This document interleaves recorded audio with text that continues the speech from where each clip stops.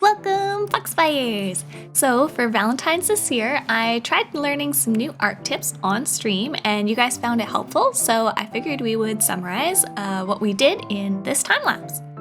When I started, I didn't have a pose in mind, so I wrote down keywords like shy and chocolate, and this gave me the idea to catch the moment of Lily about to eat her Valentine's chocolate. I started trying to create rough poses and then realized a full body was a bit too ambitious for how little time I had, so I decided to do a headshot. It's really important to consider your time when you're learning new things, so don't be ashamed to start small. You'll see the sketch jump here a bit, and that's just because I inserted a photo of myself and I didn't really want it shown to the world. But that's a good tip. If you're having troubles with a pose, you can always take a picture of yourself and pop it in. I cropped down my canvas to a square aspect ratio, but quickly found that the canvas size was limiting how I could draw, so I made a square frame to draw inside of, and this let me keep my lines big, broad, and fluid, but still kept the original composition in mind. With the sketching done, I started to roughly block out the shapes in grayscale. This helps to better visualize the volume that different parts take up, which is helpful for the hair in this case. I wanted a very feminine or delicate look, so I made the pieces very fluffy. I also used grayscale blocking to visualize the value. I really wanted the viewers to focus on the face and chocolate, so I used a dark chocolate color on Lily's light skin tone to draw your eye to the face. Next, we'll do a final sketch over top of this blocking.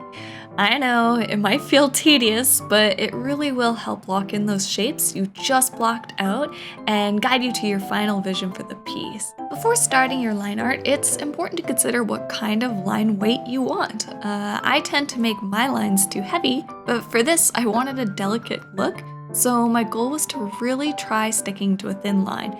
To find a line work that works for you, you could always try looking at other artists' work and observe what thicknesses they use.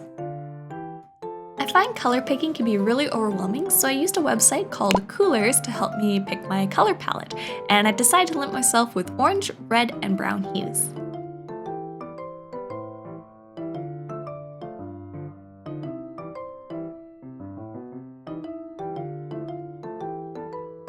For shading, I create a multiply layer and paint it with a light grayish red color. Pick a direction you want for your light source and try to paint the shadows in large pieces. At this point, avoid trying to paint really small areas because it'll become very choppy and off-putting. Try to stay zoomed out and look at the overall shadow on the body. If the color on the skin is too dark, select the skin area and lighten it or adjust saturations with the tonal correction tools.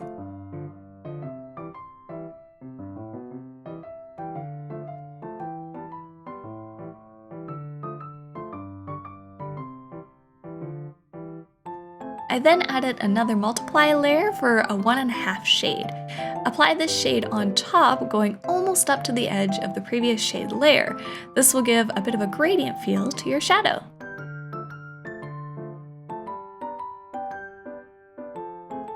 For highlights, a hard light layer is made. When applying highlights, try to think of where the light will touch first if the pieces were 3D. Try to use highlights more sparingly than shadows.